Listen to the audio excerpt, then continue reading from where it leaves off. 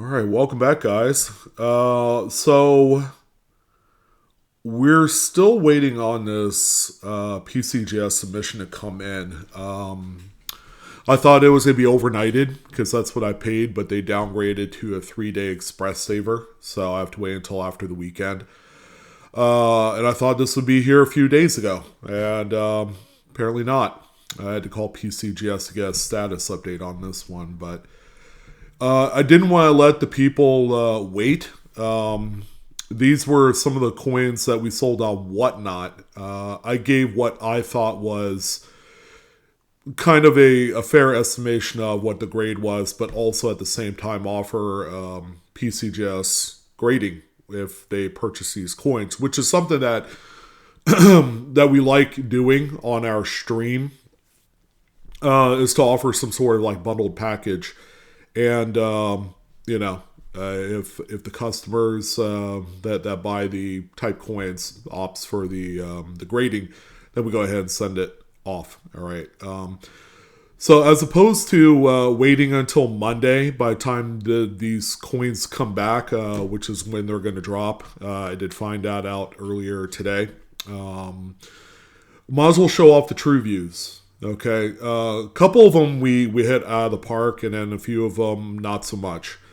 And while there is no particular reparations in the agreement to get these graded, like if they come back a grade or two lower or kind of like completely missed the mark, that we would be doing something. And we are going to be doing something on a few of these coins because, again, I missed the mark on it. One thing that I can tell you guys, that, we tend to make things right, whether that's, issuing some sort of refund on these particular orders and going from there.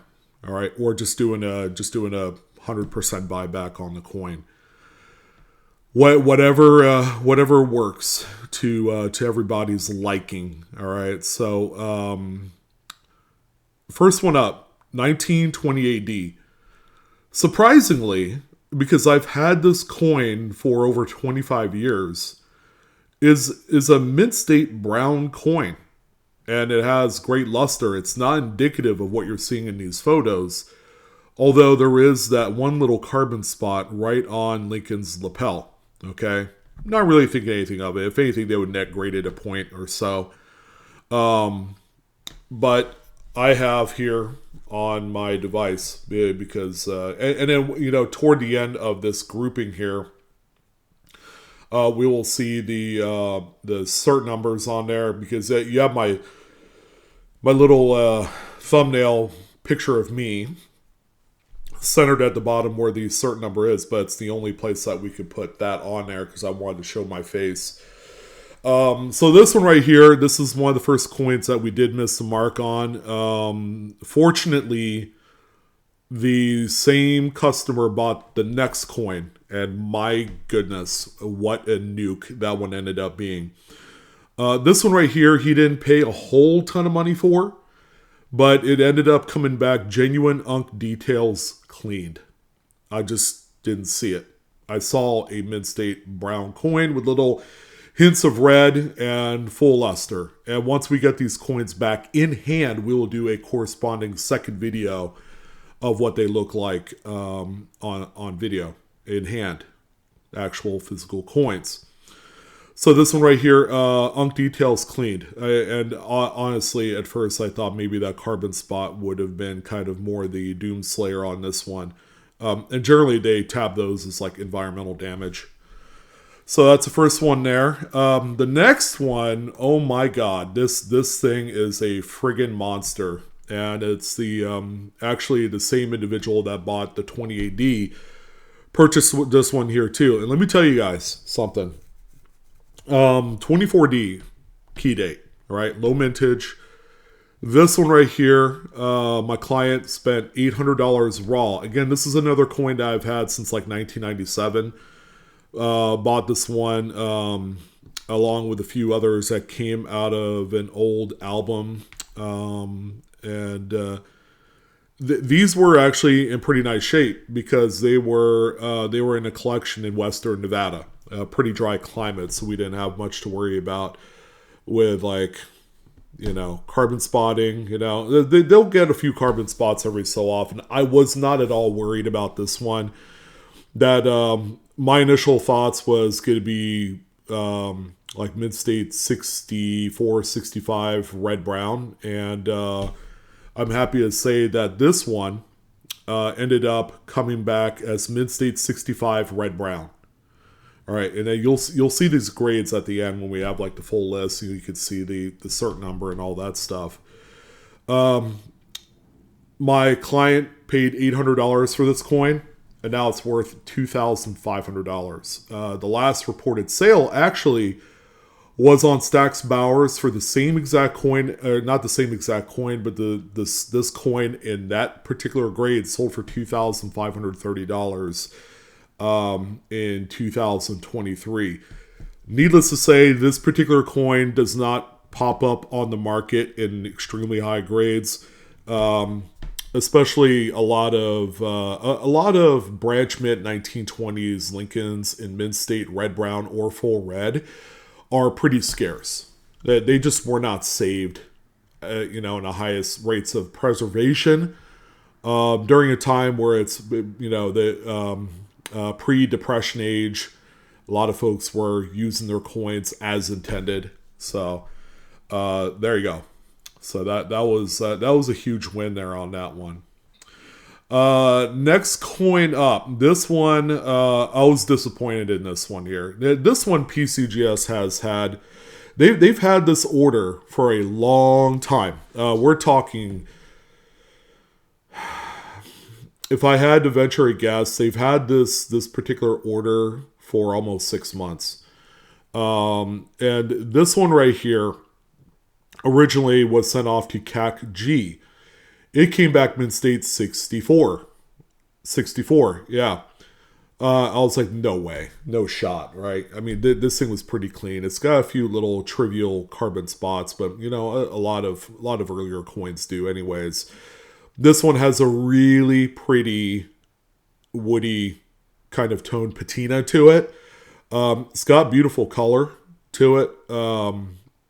This is probably one of the older purchases. The group don't recall how much my client paid for this one, but unfortunately, this one that we thought would come back, right around in a 66 grade, hopefully it was getting the bump on the eye appeal, which is just drop dead gorgeous. This one only ended up coming back in a mid state 64. Okay, I have to say that my client probably paid $400 or $500 for this coin originally, and when you look at it up close, save for a couple of the carbon spots, which for every carbon spot you see, there's just more of a knock on this coin. But they've had this thing for so long, and a lot of these carbon spots were not on the coin. That they tend to just come out of nowhere when you least expect them. But this one coming back mid-state 64, turning it into a coin that's worth right around $130 or somewhere around there. So this one right here, I'm going to have to reach out to my client to work something out. If it were up to me, I would be kind of okay doing a full buyback on this one, because after looking at these true views, I actually like this coin. This one could possibly end up going in my PC. But nonetheless, not exactly what the grade that we thought this one would get, both from CAC-G and PCGS. But that's the thing about grading. It's very subjective. It doesn't matter if you use a professional grading company or if you've been in the industry for 2.5 decades. Obviously there's going to be a differing opinion on things. I tend to be very strict on the grading, so when I go to sell these things, it leaves a whole lot of room for the pieces that are being set off, and then all that great stuff. But overall, very nice coin. Next one over here, boy, we hit this one out of the park too. This one was originally sold as like a high-end AU, like AU 58 Mid-State 61. It's a 1913D Type 2. Very good coin there. Very nice, very, very scarce. It's the second scarcest 1913 date, just behind the 13S Type 2. This one, ladies and gentlemen, really happy with. This one ended up coming back Mid-State 63. All right. And as of right now, that puts the value on this one, I think, at like $550, $600. I don't recall how much the client spent on this one here. I'd have to guess a couple $100 on this one, based off of the initial grading thoughts of AU 58, kind of that general area. But yeah, this one, more than stoked with. We've had a couple winners so far. Next one up, this one right here. I don't know. I kind of had this little feeling in the back of my mind that there was something up with this one. It's a tough date, guys. 1920S Buffalo Nickel. It had a little bit shinier of a surface to it, which might have kind of thought that it might have been cleaned, and PCGS did see it that way. They actually put this one at genuine AU details cleaned, which is kind of crazy because I did not think that this was AU to begin with. I thought this was XF. So because it came back clean, it actually works out okay because when we look at kind of like the pricing ladder for things like this, when something is cleaned, you normally have to net grade it a point or two on something like this. And AU details, if we were kind of like using like a very generic thought of what AU is, it'd be AU 55 right down the middle. So with this particular coin, let me go ahead and bring up some data here. By the way, the silver and gold market crashed a little bit today. Not like huge crash, but it retraced a few bucks, nullifying the last 2.5, 3 days of activity. All right, so 20S, very tough date here. This one. So an AU 55 is $575. Our client did not even come close to spending this kind of money on this coin here. I think they probably spent maybe 60, 70, 80 bucks for this coin. If we were going to go all the way back to XF40, this is a $260 coin. Even in this condition, it's not even that bad. There's no hairlines to suggest that this thing was harshly cleaned, but it does have a little bit of a rub to it. All right, a little bit of shininess on the Indian's cheek and face. But outside of that, it's pretty good. I mean, it does have luster in the protected areas. If you looked at on the reverse, right around where it says America, and then goes into the rump of the buffalo, and then into the areas that hug close to the legs and underbelly there, you can see the luster. All right, so it's a very nice coin. I didn't think it was AU. I thought this one would come back maybe XF 40, 45. But yeah, unfortunately, it did come back AU details cleaned, which I guess it could be a lot worse. The question is anybody going to buy this for XF 40 money? It's going to be close. It's going to be somewhere around there. This is about a $200 to $250 coin. Still not too bad. Not too bad. I would have preferred it to come back straight, though.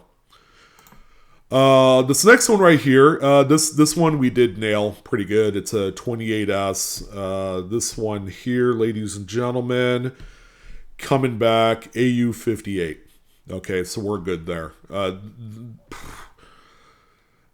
thought this one was like AU 55-ish. The difference in value is not a whole lot here. With a 28S, it's a good day. 28D is a lot tougher.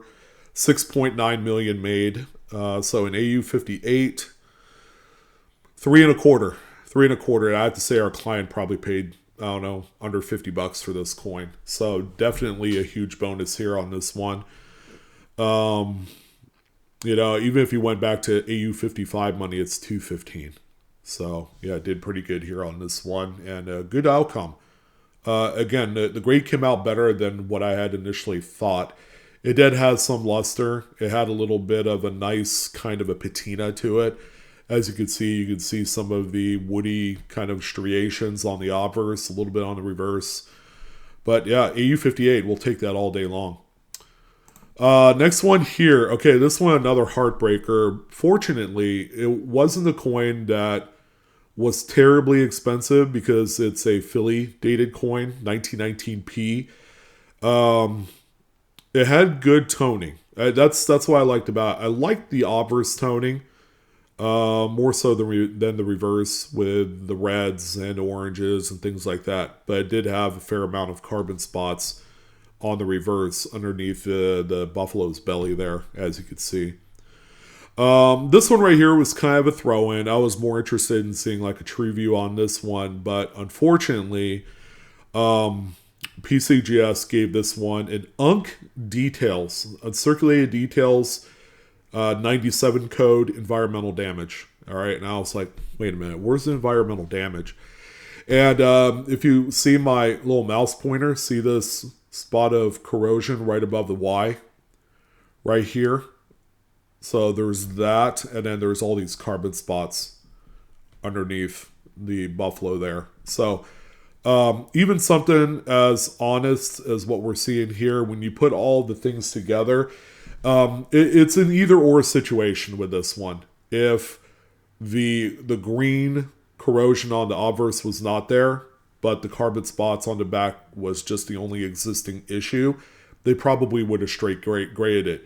And then vice versa. If the carbon spots weren't there, and then the green glob, which is not huge, it's it's as wide as the top of the Y in Liberty. Obviously, you're seeing kind of the differentiator there.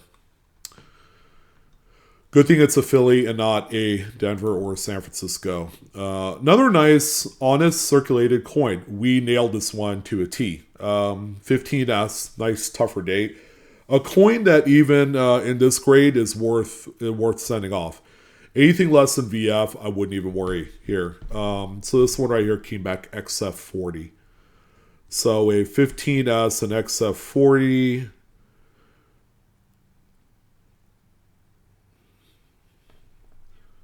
Which is not too bad. Is 4.25, 425. I'm willing to bet a lot of you are shocked at the value of that one.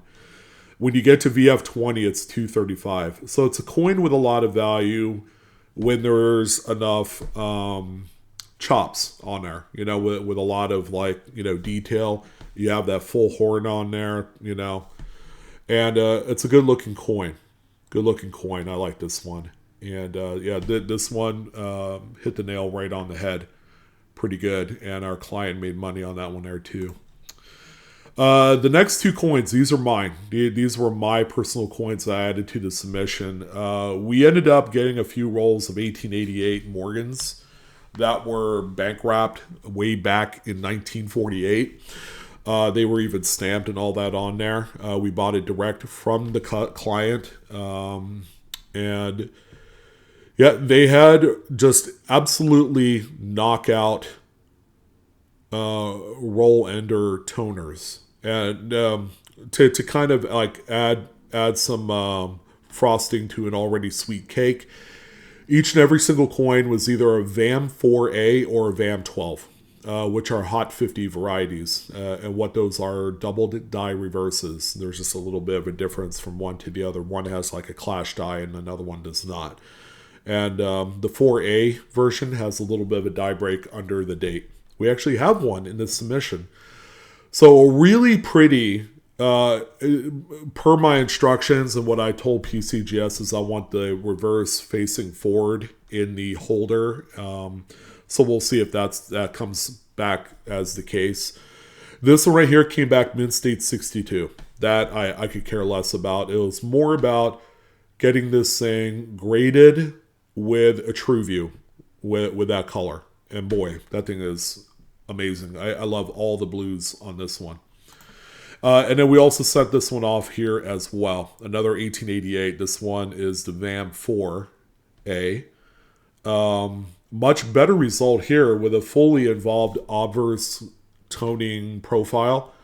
Beautiful color. You could actually see the clashing on the reverse, which is quite nice.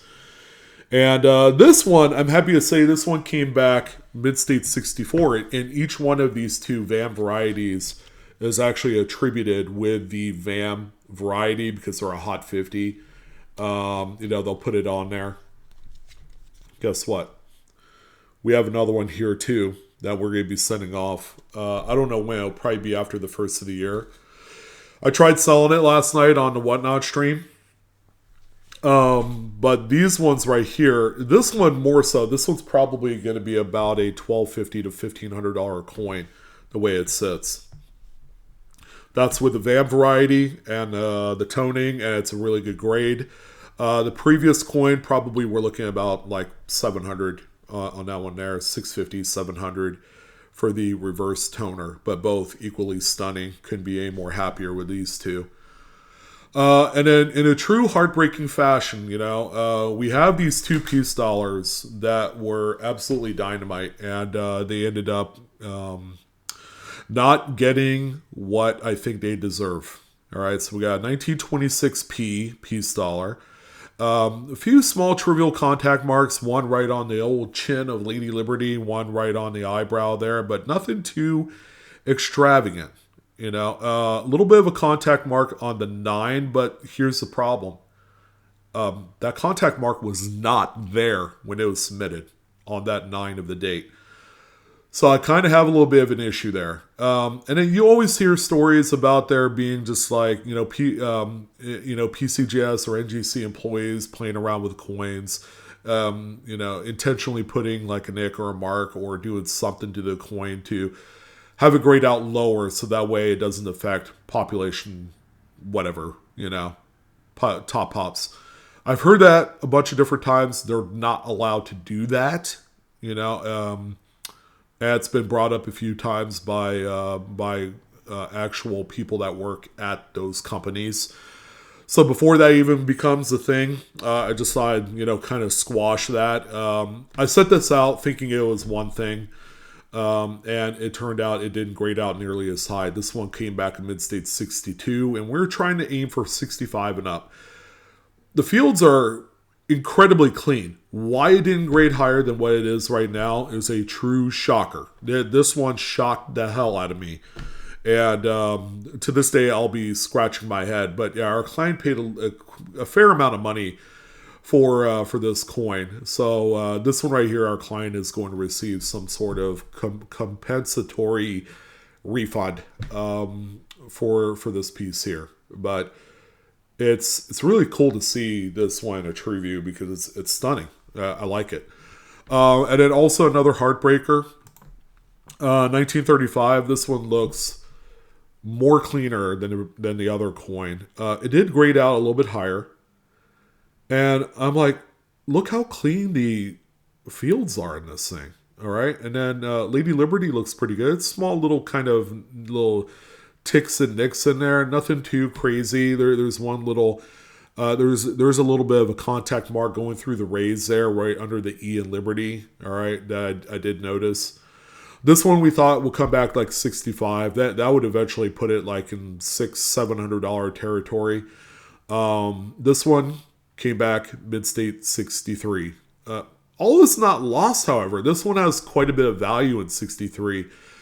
$285 is what this one is, but our client did pay more for this. So again, we'll be looking to issue a balanced out refund, to make it worth her while on these. The $2 I'm also thinking about buying these back because 1935 is my dad's birth year, so I wouldn't mind having that particular coin in my collection. I don't have any good 1935 piece dollars. So we have this one here. Here's kind of like a rundown of the cert numbers and the grades for the coins in order. So we got the 20 AD up here, genuine unk details cleaned. 24D, and the winner of the bunch, I would say, in Mid-State 65 Red Brown. That thing is amazing. There's the 1930 Buffalo in 64. The 13D Type 2 ended up being a monster too in 63. 20S AU details cleaned. 28S Buffalo and AU 58. Nailed that one perfectly. The 1919 came back environmental damage. There's a few things on there. 15S nailed it with XF40. We got our two VAM variety Morgans here. The first one being the VAM 12 with the beautiful reverse tone in Mid-State 62. The 1888 Mid-State 64 with the obverse toning stunner, VAM 4. Okay, and then the two Peace Dollars, 26 in Mid-State 62 and the 35 in Mid-State 63.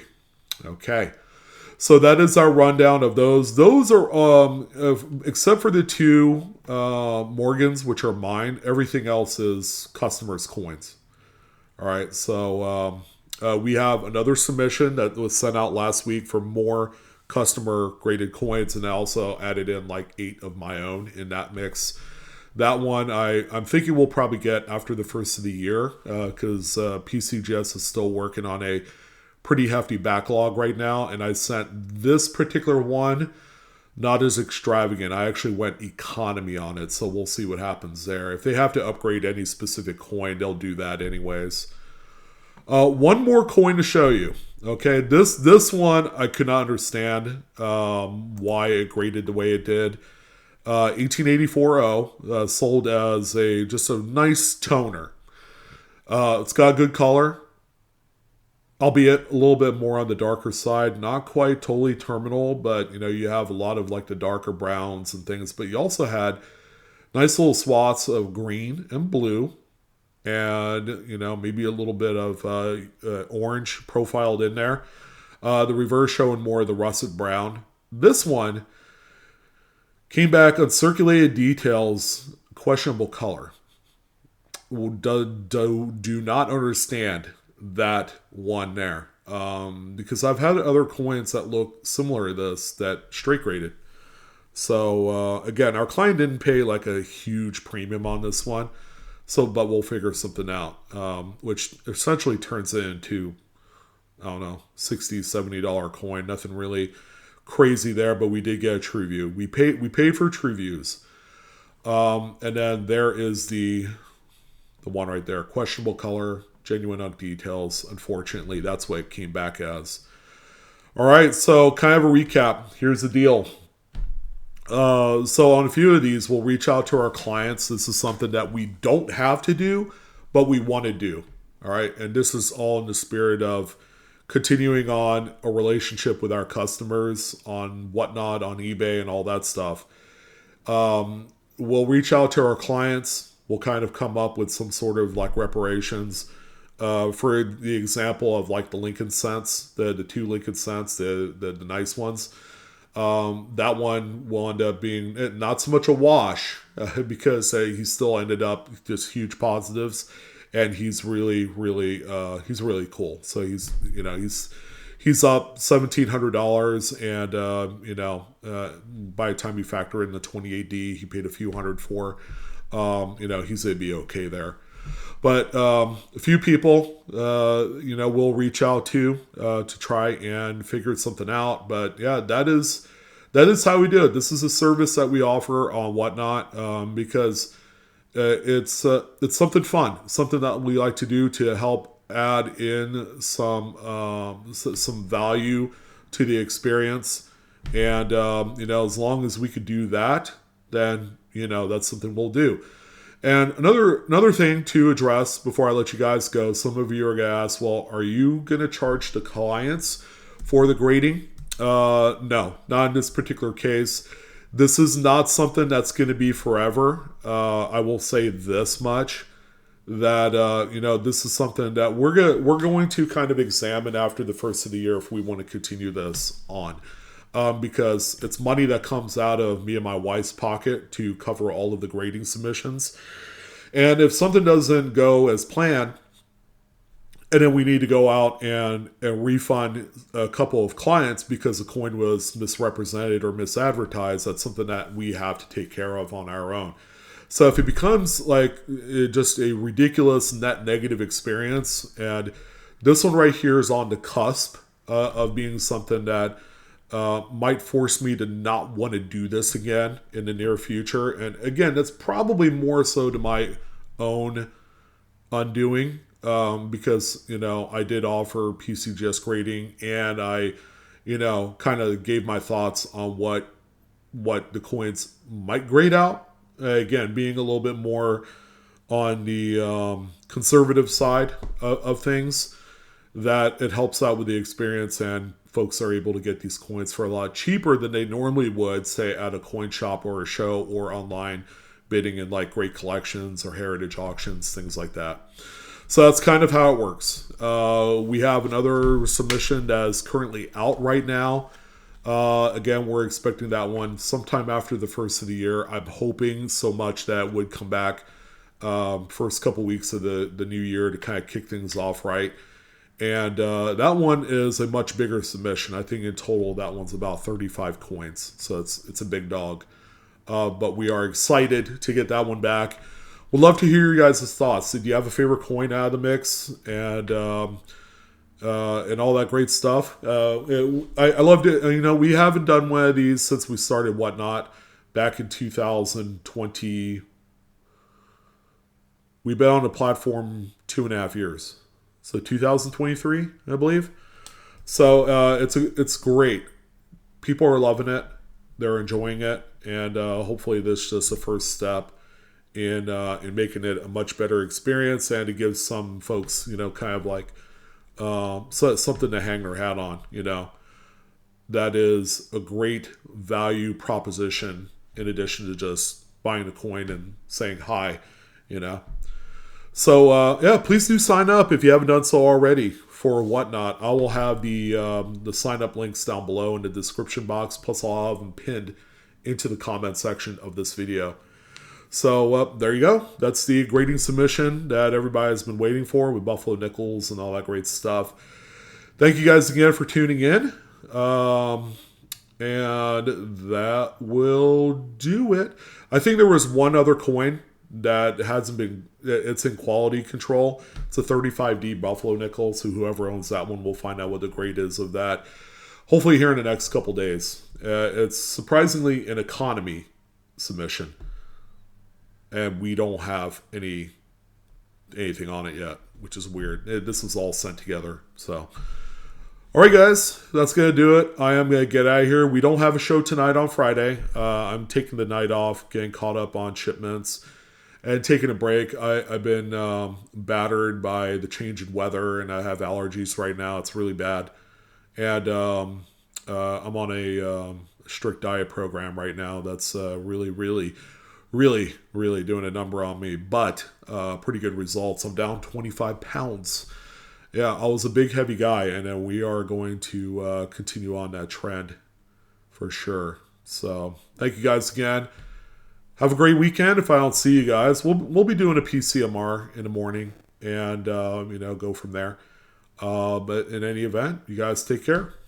Have a great day. Enjoy the hobby.